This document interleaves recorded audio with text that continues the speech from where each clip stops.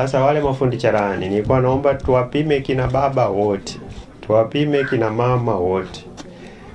Baba yoyote mwenye kiuno zaidi ya inchi 40 afya yake ni changamoto.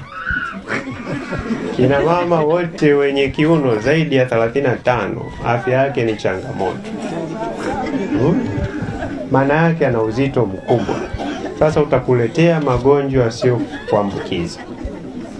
Kwa wale mafundi cherehani kuanzia kesho mchangamkieni, msiwachaji sana, lakini wapimeni kina mama na wapimeni kina baba. Kama vile pombe haijawahi kumwacha mtu salama na vitambi havijawahi kumwacha mtu salama. Stand by. Action. Asante shangazi. Haya, stand by. Action. Asante shangazi. Tumeshakuwa familia. Wewe vipi wewe familia? Una familia nini mjini wewe? Hebu usiniongezee ndugu mimi hapa. Nga yenyewe robo. Kwenda. Uwe na siku njema. Alikwambia mimi na siku mbaya nani? Usiniletee uchula hapa saa hizi.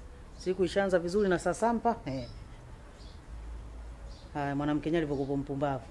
Mwenyewe kaenda kijijini. Sasa mambo imekuwa kwangu sasa. Yaani sasa hivi nakuwa kama nafanya kazi TRA hivi, nasubiria tarehe tu 15, 30, 30.